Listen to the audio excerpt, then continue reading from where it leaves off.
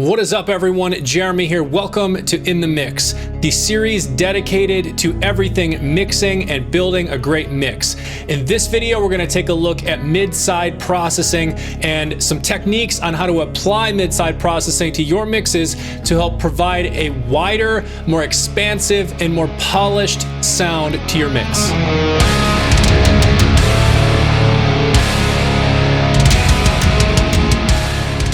All right, so just very briefly, let's talk about what mid-side processing even is.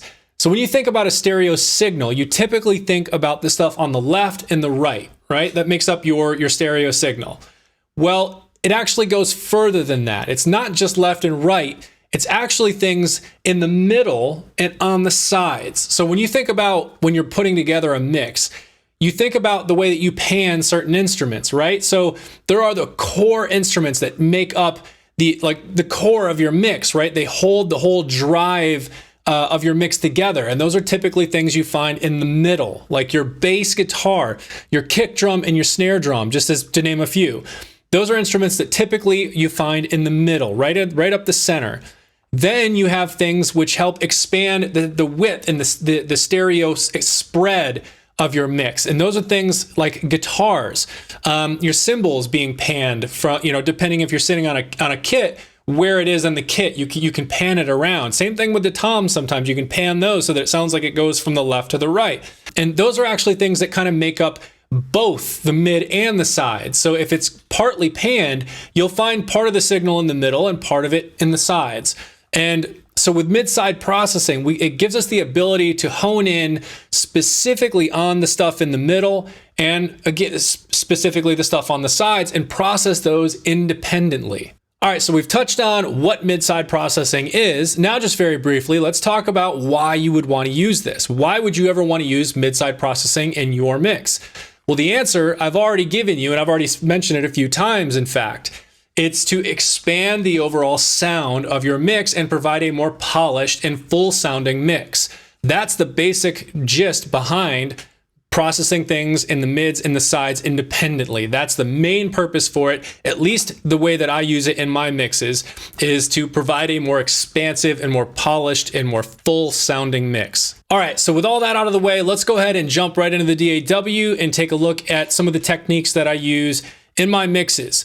And the very first one is applying a mid-side EQ processing to my drum rooms. So that is what I have up here. And I've got my drum rooms soloed. And so what I'm going to go ahead and do is I'll just run through each of these cues that I have here and show you what it sounds like soloed, and then kind of just talk about why I made these EQ moves. And so the very first one up is here at 245 hertz. We have a high pass, and here's an example of what it sounds like. So I'm going to solo this cue so you can hear what it's cutting out. And one other quick note here is the stuff in the blue is what I'm processing on the sides, and what's in the yellow is what I'm processing in the center. So if it's blue, it's only affecting the sides. If it's yellow, it's only affecting the mid. So this one is only on the sides. So one word of caution here, as I start soloing these things and it's only coming out of the sides, if you are not on listening to this video on something that provides a true stereo signal, you're not going to hear anything. So make sure you're using good headphones or you're listening through a true stereo setup. Otherwise, you may not hear anything at all. So that word of caution out of the way, I'm going to go ahead and play this back, and I'm going to solo this cue.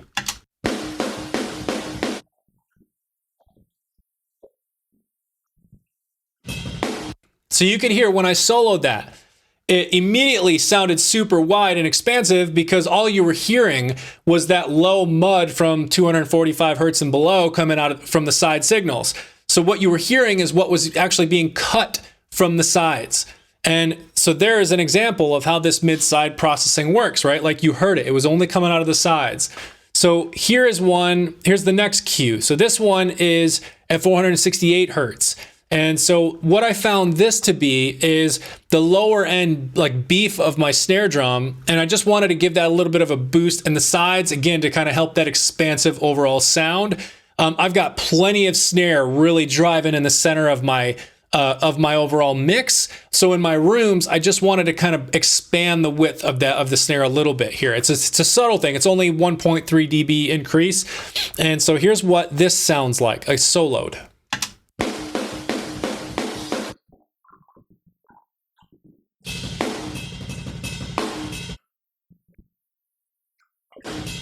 All right, so there you go. And then the next one is only affecting the mid part of my stereo signal.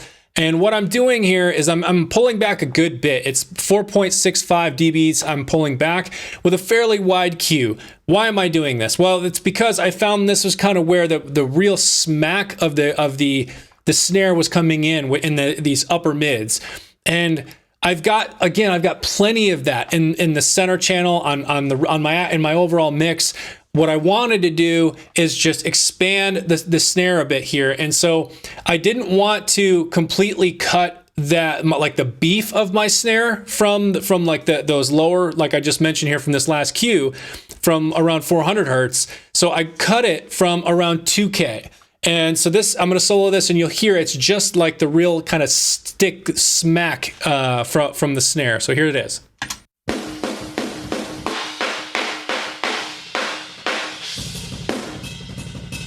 So there you go. You can hear that. It's just kind of that real upper smack coming in. And again, I've got plenty of that in my mix already. I wanted to pull that back from the mids, which would help expand that sound, that sound on the sides. And then the last one is a move on the sides, specifically at almost 6.3K. And that is to boost up by about 2 dB. And this is again just for kind of clarity, bringing up some of that upper high end on the sides to add clarity to the overall room sound on the sides to again help expand that overall room sound. So here's what this sounds like.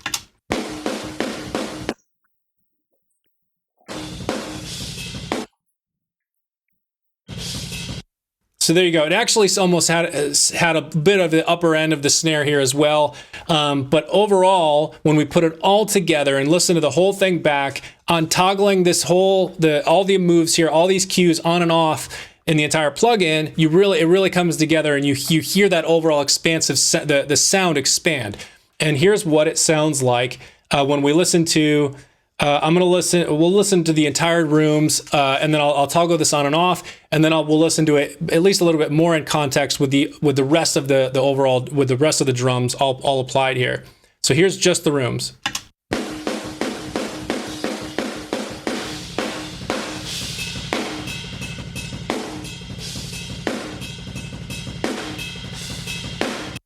So yeah, you can clearly hear how when I toggle this on, all of a sudden it becomes a little bit more expansive. It sounds wider.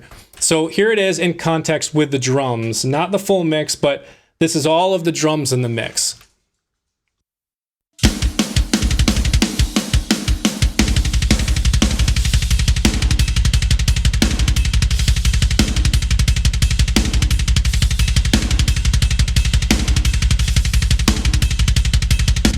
So there you go. There's an example a little bit more in context with the drums. And you can hear there's plenty of that snare still coming through. There's plenty of everything still coming through.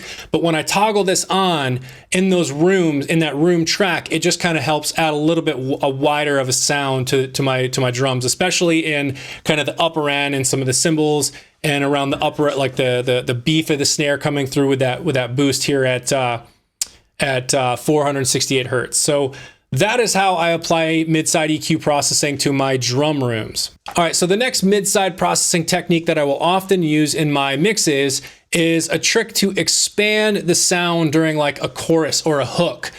Something where you want it to just kind of sound just a little bit wider, help it sound a more full or expansive sound, which is commonly where you would apply this in like a hook or a chorus, as I mentioned. So I've got an example of that here. I've got a section of this particular track looped, and there's like maybe 2 bars or so before it kind of goes into what I would kind of consider like a hook, or maybe not necessarily a chorus, but just a section to provide an example, right? I've got a few moves here that I've applied, and again, this is blue, so it's only affecting the sides. These are boosts that and they're very, very, very subtle. Again, this is a very subtle thing, but it's just enough to provide a little bit wider of a sound during this part.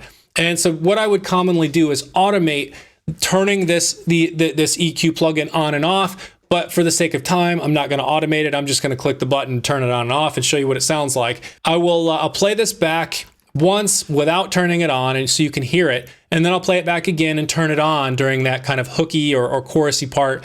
And then you can hear what it does during that part.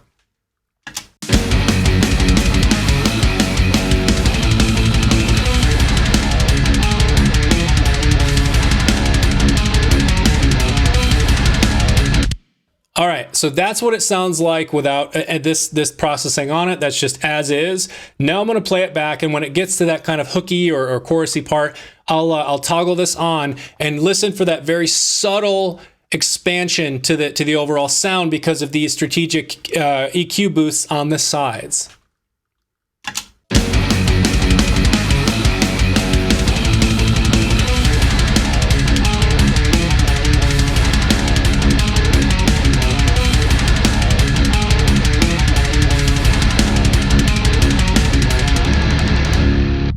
Yeah, I mean it's very, very subtle, but if you're listening for it, like you can clearly hear how when I turn that on, all of a sudden it just got a little bit more expansive, a little bit wider.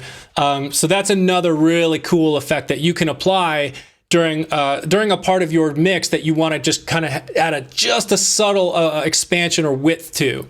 So give that a try. Oh, and I should mention this EQ is on my instrument bus where I have all of the instruments, all the drums, the bass, the guitars, everything going into this bus, and then it goes into my main mix bus from there. So this EQ is on the entire instrument bus, so that it applies to everything, not just like the drums or guitar or something like that. All right, so another way that I apply mid-side processing to my mixes is through saturation to provide some additional harmonics and coloration to my overall mix. So I apply this on my main mix bus. So let's go ahead and take a look at how I utilize this. And so you can see, as I've got on the screen here, I am using the brand new, as of like a few days ago, maybe a week old now, the brand new black box analog design HG2MS. Obviously, the MS standing for mid-side. I've mentioned this many times in previous videos. I'm a huge fan of the original HG2 from Black Box Analog Design. This is a tube saturation plugin, and this new version now adds mid-side processing. So we can now process the mids and the sides independently. In addition to that, we now have a selectable frequency filter, a Q-shape filter. We have a band pass. We have band pass, band flat, band stop, low pass, high pass filters we can apply, and we can still adjust the amount of saturation, and then the pentode and the triode, which help change up the overall saturation, the alt tubes and all of that. So we can now apply all of these customizations through saturation to the mids and the sides independently. And you can see the settings that I'm utilizing here on my mids and my sides. All right, so first up is the mids, and we are applying, about 39% of saturation here at 485 hertz and a fairly standard Q. As I was monitoring this with a graphical EQ after this to kind of see how wide or narrow the Q would get, this is actually a fairly wide Q still. Even pulled all the way up to 1.0, it's still not just like a notchy Q, it's still fairly wide. So this is kind of a standard width of a Q. And we're doing a band pass here. And then we have standard 50% on both the pentode and triode. And this is what this sounds like. I'm gonna go ahead and solo this, and you'll be able to hear just the signal that is going through the saturation in the mids specifically.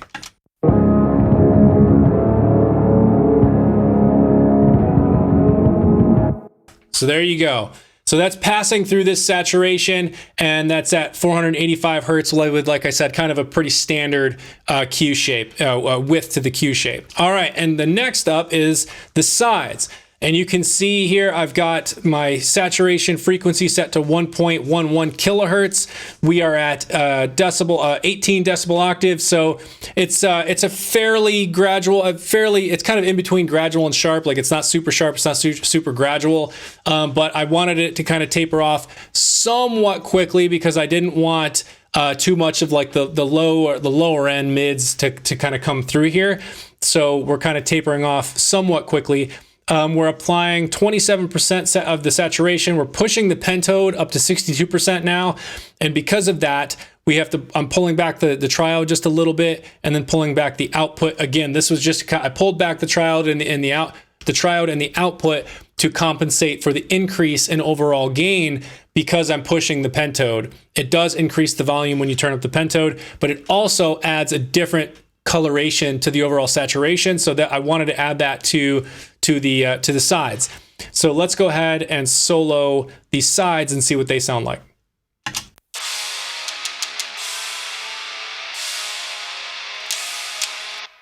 There you go. That is really quiet. I'll probably increase the volume as you're listening to this back on the video. So just know the volume that you're hearing this in the video is not actually the volume coming out of the plugin. I'm going to increase it in the video so you can hear it a little bit better without having to turn it way up. And then when I start talking again, I blow out your eardrums because my voice is so loud. But it's there. You can hear it, what it sounds like, and the colorization that it's adding to that upper end signal. All right. So one other quick point here is I am taking advantage of some of these new features. Or some of the new features in this updated version of the plugin. And that specifically is the stereo width and the mono maker. Mono maker just ensures that anything at the frequency I have set and below stays right up the middle mono. And then the stereo width, I'm expanding, I've got up to 119. It starts at 100%. You can expand it or pull it back from there. And this is just kind of expand the overall width, the overall width a little bit. So we'll go ahead and we'll listen to this overall mix back with this plugin off, then I'll turn it on, and you're really gonna kind of hear what this thing does to help expand the overall mix and add coloration and harmonics to the overall mix as well.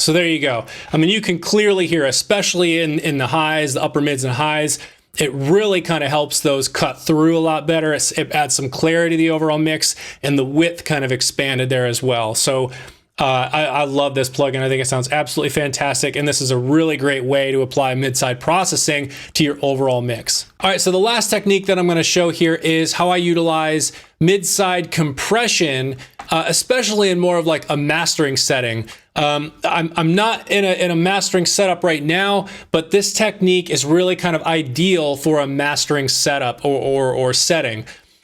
So what this is utilizing a specific compression ratio and settings in your mids that are independent from your sides. But if you have a mix that you can hear, especially in kind of like the lower end, like maybe like the kick drum, the bass drum, and that snare, which again all kind of occupy the center of your mix, are really pumping hard, and it's also causing your sides to compress as well. So you're kind of hearing that pumping effect happening in your sides. Obviously, that's a bad thing, right? So what you can do with a mid-side, with a plugin that provides mid-side processing, you can compress the mids and the sides independently. And so this here is the Shadow Hills Mastering Compressor Class A from Plugin Alliance. And you can see right here, this MS switch down on the bottom. Toggling this on puts it into mid-side mode. Toggling it off is in standard stereo left and right mode, where the left side and the right side process just as you would expect, left and right, and mid side is mid and then side. And so let me go ahead and I'm going to play this back and watch these meters. So when I play this back, it's going to be in standard stereo left and right. And you'll see the meters aligned. They'll be kind of doing the exact same thing on both sides. When I turn on mid side, you're going to see the left side, which is the mids, continue with kind of the 1 decibel dB gain reduction or so that's happening. And on the sides, you're going to see it almost doing nothing, because the main things that are really causing to hit the threshold and compress the signal is the stuff in the center. And when that happens, you're going to hear how the guitars and the cymbals and things that are on the outer side, the outer edges and the sides of our mix, don't get crushed when like the kick and the bass and the snare and all of that, which are causing the compression to kick in. The guitars and all that stuff on the sides aren't going to get compressed. So anyways, let's go ahead and I'll play it back. And again, I'm starting out in left and right mode. And so everything is going to be compressed evenly across the entire signal, mid and side. And then I'm going to toggle on mid side. And when that happens, listen to the difference.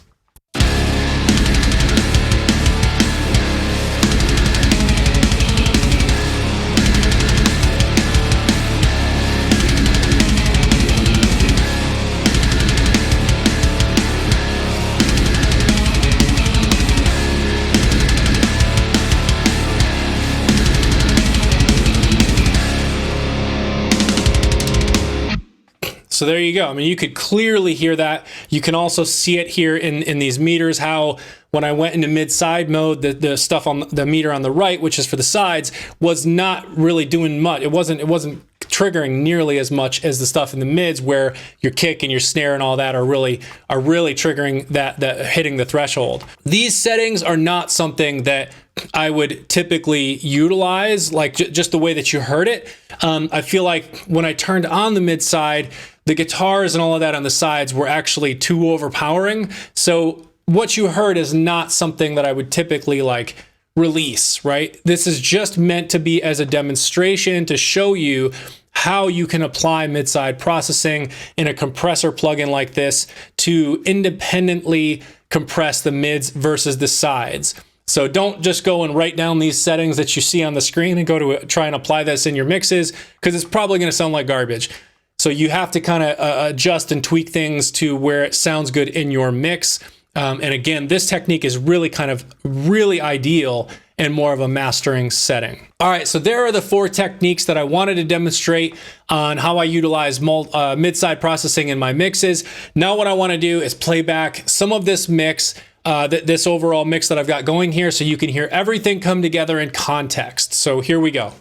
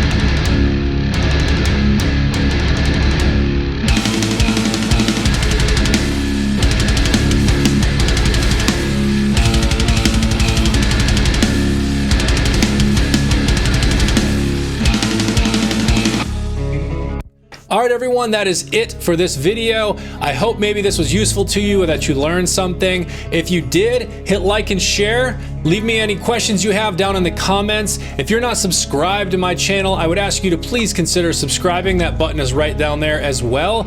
And as always, thank you for watching and thank you for your support.